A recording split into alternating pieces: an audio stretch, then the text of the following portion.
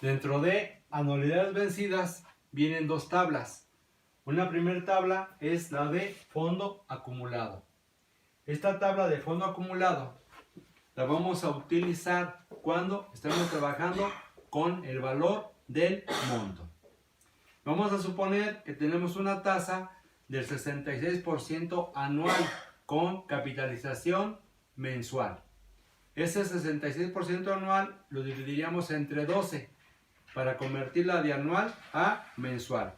Y al dividir 66 entre 12 tenemos un resultado de un 5.5%. 5.5%. Que al dividirlo entre 100 nos quedaría como 0.055. Entonces, vamos a trabajar con esta tasa 5.5% o 0.055 para poder determinar el interés. ¿Esta tabla de qué se compone? Año o periodo, renta, interés sobre el fondo, incremento y fondo acumulado. Entonces, esta tabla es para incrementar un fondo en anualidades vencidas. Les voy a ir explicando el llenado de la tabla y vamos a hacerlo de la siguiente manera. Primeramente, la renta. En el ejercicio que voy a poner como ejemplo, la renta es de 50,000. La renta es de 50,000. Esta renta va a ser una cantidad fija para todos los periodos. Luego nos indica interés sobre el fondo. Como en este momento no tenemos nada en el fondo, entonces el interés sería de 0. ¿Cómo vamos a determinar el incremento? Para determinar el incremento vamos a sumar la renta más el interés. Entonces, renta más interés nos da el incremento, que en este caso coincide con los 50,000. Como acabamos de incrementar 50,000 en el primer periodo, entonces lo que tenemos acumulado hasta este momento son estos 50,000.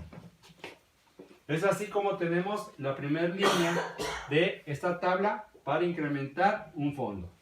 En el segundo periodo, la renta es una cantidad fija, es una cantidad constante.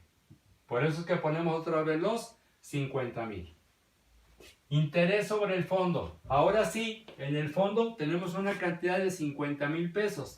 Para poder determinar el interés, estos 50,000 los vamos a multiplicar por 5.5% o estos 50,000 por 0.055. Al multiplicar los 50,000 por 0.055 nos dan una cantidad de 2,750, que es el interés sobre este fondo. Habíamos comentado que para sacar el incremento vamos a sumar la renta más el interés. Entonces, renta tenemos 50,000 más 2,750 de interés, entonces tenemos un incremento de 52,750.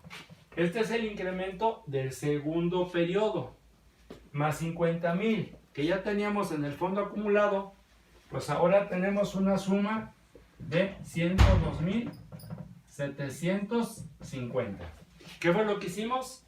Al incremento le sumamos el fondo y nos da el nuevo fondo acumulado de 102,750. Comentaremos el tercer periodo. Entonces, la renta es una cantidad constante que vamos a anotar en este momento. Nuevamente, nuestra columna nos indica interés sobre el fondo. Ahora en el fondo tenemos 102,750. Si multiplicamos estos 102,750 por 0.055, obtendremos el interés, que en este caso asciende a una cantidad de 5,651.25. Para poder tener el incremento, hemos comentado que vamos a sumar la renta más el interés. Y en este caso, renta más interés nos da una suma de 55,651.25. Ahora, para determinar el nuevo fondo acumulado, estos 55,651.25 los sumaremos con los 102,750 que ya traíamos de fondo acumulado. Y nos da un nuevo fondo acumulado de 158,000 401.25. Entonces, esta es la mecánica que vamos a ir siguiendo para poder tener nuestra tabla de fondo acumulado cuando estamos buscando el monto o estamos trabajando con el monto. Entonces, van a continuar ustedes con el llenado de la tabla.